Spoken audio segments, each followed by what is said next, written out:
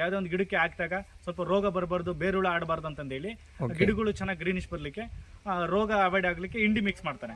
ಮತ್ತೆ ಗಿಡಕ್ಕೆ ಯಾವುದೇ ಒಂದು ಗಿಡಕ್ಕೆ ಮೇಜರ್ ಆಗಿ NPK ಬೇಕಾಗುತ್ತೆ. NPK ಅಂದ್ರೆ NPK sir, what is the NPK? NPK ಅಂದ್ರೆ ಏನು ಸರ್? NPK ಅಂದ್ರೆ ನೈಟ್ರೋಜನ್, ಫಾಸ್ಫರಸ್, ಪೊಟಾಶ್ ಅಂದ್ರೆ ಸಾರಜನಕ, ರಂಜಕ, ಪೊಟಾಶ್ ಅಂತೇಳಿ ಮೇಜರ್ ಆಗಿ ಮುಖ್ಯವಾಗಿ ಗಿಡಕ್ಕೆ ಆ ಪೋಷಕಾಂಶಗಳು ಬೇಕೇ ಬೇಕು. ಹಲೋ ನಮಸ್ತೆ ರೈತ ಬಂದವರೇ, ಇವತ್ತಿನ ಸಂಚಿಕೆಯಲ್ಲಿ ನಾನು ನಿಮಗೆ ಒಂದು ಗೊಬ್ಬರದ ಬಗ್ಗೆ ಒಂದು ಮಾಹಿತಿನ ತಿಳಿಸ್ಕೊಡೋಕೆ ಬಂದಿದ್ದೀನಿ. ಶಕ್ತಿಮಾನ್ ಸಾವಯವ ಗೊಬ್ಬರ, ಈ ಒಂದು ಗೊಬ್ಬರದ ಬಗ್ಗೆ ಒಂದು ಹೆಚ್ಚಿನ ಮಾಹಿತಿಯನ್ನು ನಿಮಗೆ ಈ ವಿಡಿಯೋದಲ್ಲಿ ತಿಳಿಸ್ಕೊಡ್ತಾ ಇದ್ದೀನಿ. ನೀವು ಇದುವರೆಗೂ ನಮ್ಮ ರೈತ 9977 ಯೂಟ್ಯೂಬ್ ಚಾನಲ್ಗೆ ಸಬ್ಸ್ಕ್ರೈಬ್ ಮಾಡಿಲ್ಲ ಅಂದರೆ ಕೆಳಗೆ ಕಾಣುವ ರೆಡ್ ಕಲರ್ ಸಬ್ಸ್ಕ್ರೈಬ್ ಬಟನ್ ಮೇಲೆ ಕ್ಲಿಕ್ ಮಾಡಿ, ಹಾಗೂ ಹಾಲ್ ಮೇಲೆ ಕ್ಲಿಕ್ ಮಾಡಿ.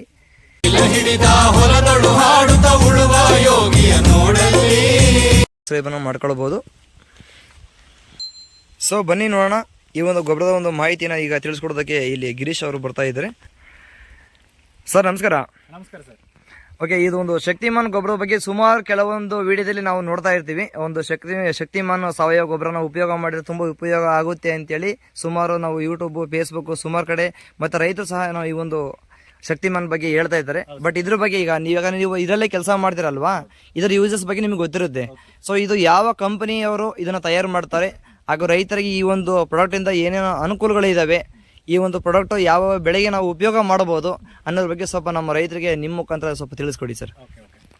ರೈತ ಬಾಂಧವರಿಗೆ ನಮಸ್ಕಾರ. ಓಕೆ, ಇದು ಒಂದು ಬ್ರ್ಯಾಂಡ್ ಗೊಬ್ಬರದ ಹೆಸರು ಶಕ್ತಿಮಾನ್ ಅಂತೇಳಿ. ಶಕ್ತಿಮಾನ್ ಸಾವಯವ ಗೊಬ್ಬರ ಕಂಪನಿ ಬಂದು ಕಾವೇರಿ ಆರ್ಗ್ಯಾನಿಕ್ ಫರ್ಟಿಲೈಸರ್ ಅಂತೇಳಿ. ಇದು 40 kg ಬ್ಯಾಗ್ ಬರುತ್ತೆ. ಇದು 900 ರೂಪಾಯಿ ರೇಟ್ ಇದೆ. ಒಂದು ಬ್ಯಾಗ್ ಬಂದ್ಬಿಟ್ಟು 40 kg. 50 kg ಪ್ಯಾಕೆಟ್ ಬರಲ್ವಾ ಇದರಲ್ಲಿ? ಬ್ಯಾಗ್ ಬರಲ್ಲ, 40 kg ಬ್ಯಾಗ್ ಬರುತ್ತೆ. 40 kg ಬ್ಯಾಗ್ ಅಲ್ಲಿ ಒಂದು ಬ್ಯಾಗ್ MRP ರೇಟ್ ಇದು 900 ರೂಪಾಯಿ ಇರುತ್ತೆ. 900. ಹೌದು. ರೈತರಿಗೆ ಇದಕ್ಕೆ 1+1 ಆಫರ್ ಸಿಗುತ್ತೆ ಕಂಪನಿ ಕಡೆಯಿಂದ. ಒಂದು ಟನ್ನಿಗೆ 1 ಟನ್ 22,500 ಆಗುತ್ತೆ. ಈ ಒಂದು ಟನ್ನಿಗೆ 1 ಟನ್ ಆಫರ್ ಅಂತ ಹೇಳಿರಲ್ವಾ, ಇದು ಎಷ್ಟು ದಿನ ತಗ ಸಿಗುತ್ತೆ ರೈತರಿಗೆ? ಸರ್ ಹೇಳಕ್ ಆಗಲ್ಲ. ಅದು ಏನ್ ಗೊತ್ತಾ, 3 ವರ್ಷಕ್ಕೆ 4 ವರ್ಷಕ್ಕೊಮ್ಮೆ ಈ ಮೆಟೀರಿಯಲ್ ಕಾಸ್ಟ್ ಎಲ್ಲ ಕಾಸ್ಟ್ಲಿ ಆದಂಗೆ ಖರ್ಚುಗಳು, ಟ್ರಾನ್ಸ್ಪೋರ್ಟೇಷನ್ ಖರ್ಚು. ಬಟ್ ಈಗ ಪ್ರೆಸೆಂಟ್ ತಗೊಳ್ಳುವಂತ ರೈತರಿಗೆ ಪ್ರೆಸೆಂಟ್ 1+1 ಆಫರ್ ಇದೆ. 1+1 ಆಫರ್. ಹೇಳಕ್ ಆಗಲ್ಲ. ಅದು 3 ವರ್ಷಕ್ಕೆ 4 ವರ್ಷಕ್ಕೊಮ್ಮೆ ರೇಟ್ ವೇರಿಯೇಷನ್ ಆಗ್ತಾ ಇರುತ್ತೆ, ಜಂಪ್ ಆಗ್ತಿರುತ್ತೆ. ಅದು ನೆಕ್ಸ್ಟ್ ನಾವು ಕಂಪನಿಯಿಂದ ಏನ್ ಮೆಸೇಜ್ ನಮ್ಗೆ ಇನ್ಫಾರ್ಮೇಶನ್ ಬರುತ್ತೆ ಅದು ನೆಕ್ಸ್ಟ್ ತಿಳಿಸ್ಕೊಡ್ತೀವಿ. ಈಗ ಇವತ್ತಿನ ದಿನದಲ್ಲಿ ಪ್ರೆಸೆಂಟ್ ಈಗ ಇದು 40 kg ಬ್ಯಾಗು 900 ರೂಪಾಯಿ ರೇಟ್. ಒಂದು ಟನ್ಗೆ 22,500 ಆಗುತ್ತೆ. ಒಂದು ಟನ್ಗೆ 1 ಟನ್ ಸಬ್ಸಿಡಿ ಕೊಡ್ತಾ ಇದ್ದಾರೆ ಕಂಪನಿ ಮುಖಾಂತರ ರೈತರಿಗೆ. ಹಾಗಾಗಿ ಈ ಒಂದು ಪ್ರಾಡಕ್ಟ್ ಅಲ್ಲಿ ಯಾವ ಕಂಟೆಂಟ್ ಅನ್ನ ಬಳಸಿ ಈ ಒಂದು ಗೊಬ್ಬರನ ಮ್ಯಾನುಫ್ಯಾಕ್ಚರಿಂಗ್ ಮಾಡ್ತಾರೆ ಸರ್ ಇದನ್ನ? ಸರ್, ಯಾವುದೇ ಒಂದು ಇದನ್ನ ವಸ್ತು ತಯಾರು ಮಾಡ್ಬೇಕಂದ್ರೆ ಒಂದು ರಾ ಮೆಟೀರಿಯಲ್ ಬೇಕಾಗುತ್ತೆ, ತ್ಯಾಜ್ಯ ವಸ್ತುಗಳು ಬೇಕಾಗುತ್ತೆ. ಇದು ಫಸ್ಟ್ ತಯಾರಾಗದೆ ತ್ಯಾಜ್ಯ ವಸ್ತುಗಳಿಂದ. ಏನೊಂದು ಹಸಿ ಕಸ, ಒಣ ಕಸ, ಈ ಸಿಟಿ ವೇಸ್ಟೇಜ್ ಏನ್ ಬರುತ್ತಾ, ಈ ತರಕಾರಿ ವೇಸ್ಟೇಜು, ಈ ಫ್ರೂಟ್ ವೇಸ್ಟೇಜು, ಈ ಸಿಟಿ ಮಾರ್ಕೆಟ್ ಏನ್ ವೇಸ್ಟೇಜ್ ಬರುತ್ತೆ ಅದನ್ನ ಫಸ್ಟ್ ಒಂದು 6 ತಿಂಗಳು ಕೊಳೆ ಹಾಕ್ತಾನೆ. ಕೊಳೆ ಹಾಕ್ಬಿಟ್ಟು ಚೆನ್ನಾಗಿ ಕಾಂಪೋಸ್ಟ್ ರೆಡಿ ಮಾಡ್ಕೊಂಡು, ಎರೆಹುಳು ಗೊಬ್ಬರ ತರ ರೆಡಿ ಮಾಡ್ಕೊಂಡು ಅದನ್ನ ಇಂಡಿ ಮಿಕ್ಸ್ ಮಾಡ್ತಾನೆ. ಬೇವಿನ ಹಿಂಡಿ, ಹೊಂಗೆ ಹಿಂಡಿ ಒಂದು 10ರಿಂದ 15% ಮಿಕ್ಸ್ ಮಾಡ್ತಾರೆ ಇಂಡಿ ಇದಕ್ಕೆ. ಯಾಕಂದ್ರೆ ಗಿಡಕ್ಕೆ ಯಾವ್ದೋ ಒಂದು ಗಿಡಕ್ಕೆ ಹಾಕಿದಾಗ ಸ್ವಲ್ಪ ರೋಗ ಬರಬಾರ್ದು, ಬೇರುಳ ಆಡಬಾರ್ದು ಅಂತಂದೇಳಿ ಗಿಡಗಳು ಚೆನ್ನಾಗಿ ಗ್ರೀನಿಶ್ ಬರ್ಲಿಕ್ಕೆ, ರೋಗ ಅವಾಯ್ಡ್ ಆಗ್ಲಿಕ್ಕೆ ಇಂಡಿ ಮಿಕ್ಸ್ ಮಾಡ್ತಾನೆ.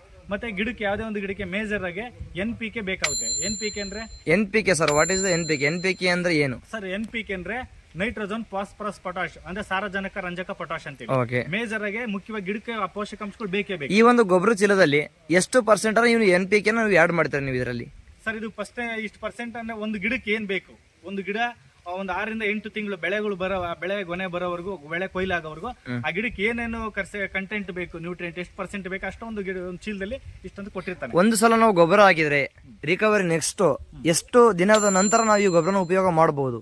ಸರ್, ಇದು ಗೊಬ್ಬರ ನಾವು ಕೊಟ್ಟ ಮೇಲೆ ಇಮಿಡಿಯೇಟ್ ಅದು ಹಾಕ್ಬೇಕಂದ್ರೆ ಅಡಿಕೆ ಗಿಡದಲ್ಲಿ 1.5-2 ಅಡಿ ದೂರದಲ್ಲಿ ಟ್ರಂಚ್ ಮಾಡಿ ಇದನ್ನ ಮಣ್ಣು ಮುಚ್ಚಬೇಕು. ಯಾವುದೇ ಗಿಡಕ್ಕೆ ನಾವು ಅಡಿಕೆ, ತೆಂಗು, ಬಾಳೆ, ದಾಳಿಂಬೆ, ಪಪ್ಪಾಯಿ ನಾವ್ ಯಾವುದೇ ಗಿಡಕ್ಕೆ ಕೊಟ್ಟರು ಕೂಡ, ಯಾವುದೇ ಬೆಳೆ ಕೊಟ್ಟರು ಇದನ್ನ ಮಣ್ಣಲ್ಲಿ ಟ್ರಂಚ್ ಮಾಡಿ ಮಣ್ಣು ಮುಚ್ಚಬೇಕಿದು.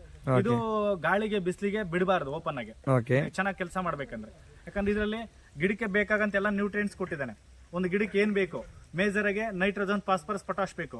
ಎರಡನೇದಾಗಿ ಕ್ಯಾಲ್ಸಿಯಂ, ಮೆಗ್ನೀಷಿಯಂ, ಸಲ್ಫರ್. ಮೂರನೇದಾಗಿ ಕೆಲವೊಂದು ಮೈಕ್ರೋ ನ್ಯೂಟ್ರಿಯೆಂಟ್ಸ್.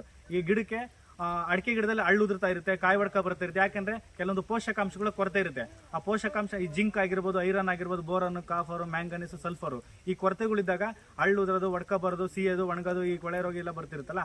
ಹಾಗಾಗಿ ಗಿಡಕ್ಕೆ ಬೇಕಾಗಂತ ಎಲ್ಲ ನ್ಯೂಟ್ರಿಯೆಂಟ್ಸ್ ಇದರಲ್ಲಿ ಕೊಟ್ಟಿದ್ದಾನೆ. ಓಕೆ ಸರ್, ಈಗ 1,000 ಅಡಿಕೆ ಗಿಡಕ್ಕೆ ಎಷ್ಟು ಕೆಜಿಯನ್ನ ಗೊಬ್ಬರ ನಾವು ಹಾಕಬಹುದು? 1,000 ಅಡಿಕೆ ಗಿಡ ಇತ್ತು ಅಂತಂದ್ರೆ ಎಷ್ಟು ಕೆಜಿನ ನಾವು ಬಳಸಬಹುದು? ನಾವು ಮಿನಿಮಮ್ ಕಡಿಮೆ ಅಂದ್ರುವ ಒಂದು ಗಿಡಕ್ಕೆ 4 kg ರೆಫರ್ ಮಾಡ್ತೀವಿ. ಒಂದು ಗಿಡಕ್ಕೆ 4 kg. 4 kg 5ರಿಂದ 6 kg ಕೊಡ್ಬೋದು, 7-8 kg ಕೊಡ್ಬೋದು, ಸಮಸ್ಯೆ ಇಲ್ಲ. ಬಟ್ ಏನ್ ಸಮಸ್ಯೆ ಸೈಡ್ ಎಫೆಕ್ಟ್ ಏನು ಇಲ್ಲ? ಸೈಡ್ ಎಫೆಕ್ಟ್ ಇಲ್ಲ, ಹೆವಿ ಡೋಸ್ ಆಗಲ್ಲ ಓಕೆ. ಯಾವ್ದೇ ರೀತಿ, ಯಾಕಂದ್ರೆ ತಿಪ್ಪೆ ಗೊಬ್ಬರ ತರ ಇದು ಪ್ಯೂರ್ಲಿ ಸಾವಯವ ಇರುತ್ತೆ, ಯಾವ್ದೇ ರೀತಿ ಇದರಲ್ಲಿ ಕೆಮಿಕಲ್ ಇರಲ್ಲ. ಹಾಗಾಗಿ ಮಿನಿಮಮ್ 4 kg ಕೊಡ್ಬೇಕು. 5ರಿಂದ 6 kg ಕೊಟ್ಟರು ಕೂಡ ಇನ್ನೂ ಒಳ್ಳೇದೇ. ಸರಿ ಆಯ್ತು, ಓಕೆ. ಈಗ ತಿಪ್ಪೆ ಗೊಬ್ಬರ ಅಂತ ಹೇಳಿರಲ್ವಾ ನೀವು, ತಿಪ್ಪೆ ಗೊಬ್ಬರಕ್ಕೂ ಇದಕ್ಕೂ ಏನು ಡಿಫ್ರೆನ್ಸ್ ಅಲ್ಲಿ ರೈತರಿಗೆ? ಸರ್, ಈಗ ತಿಪ್ಪೆ ಗೊಬ್ಬರ ಹಾಕಿ ರೈತರು ಬೆಳೆ ಬೆಳಿಬಹುದು. ಬಟ್ ಡೆಫಿಷಿಯನ್ಸಿಗಳಿದ್ದಾಗ ತಿಪ್ಪೆ ಗೊಬ್ಬರದಲ್ಲಿ ಅದು ಫುಲ್ಫಿಲ್ ಆಗಲ್ಲ, ಅಂದ್ರೆ ಪ್ರಾಬ್ಲಮ್ ಕ್ಲಿಯರ್ ಆಗಲ್ಲ. ಈ ಅರಳು ಉದುರ್ತಾ ಇರುತ್ತೆ, ಕಾಯಿ ಒಡ್ಕ ಬರ್ತಿರುತ್ತೆ, ಈ ಅದು ಒಣಗೋದು ಏನಿರುತ್ತೆ ಕೊಳೆ ರೋಗ ತರ ಕೆಲವೊಂದು ಕೊರತೆಗಳಿದ್ದಾಗ ತಿಪ್ಪೆ ಗೊಬ್ಬರದಲ್ಲಿ ಅದು ಕ್ಲಿಯರ್ ಆಗಲ್ಲ. ಅದಕ್ಕೆ ಕೆಲವೊಂದು ಪೋಷಕಾಂಶಗಳು ಕೊರತೆ ಇರುತ್ತೆ ಗಿಡಕ್ಕೆ. ಹಾಗಾಗಿ ಇದರಲ್ಲಿ ಗಿಡಕ್ಕೆ ಬೇಕಾಗಂತ ಎಲ್ಲಾ ಪೋಷಕಾಂಶಗಳನ್ನ ಇದರಲ್ಲಿ ಮಿಕ್ಸ್ ಮಾಡಿರ್ತಾನೆ.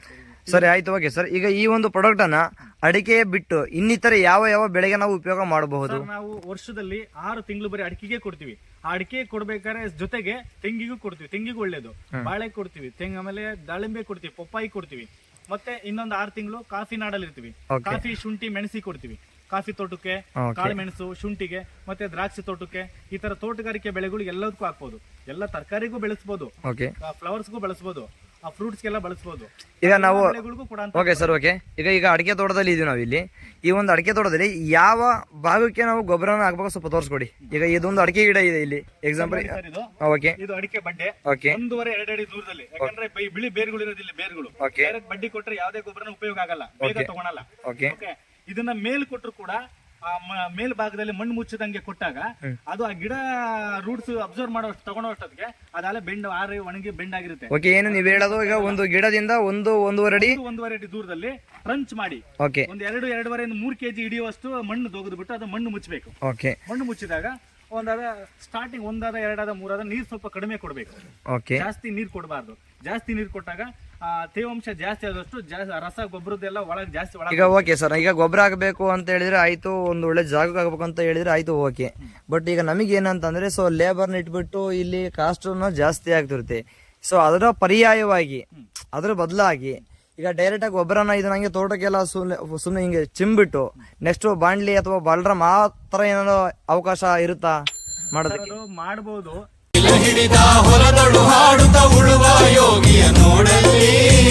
ಕೆಲವೊಬ್ಬರಿಗೆ ಆತರ ಮಾಡಿರೋರು ಕೂಡ ಚೆನ್ನಾಗಿ ವರ್ಕ್ ಆಗಿದೆ, ಕೆಲವೊಬ್ಬರಿಗೆ ರಿಸಲ್ಟ್ ಸುಮಾರು ಆಗ್ಬೋದು.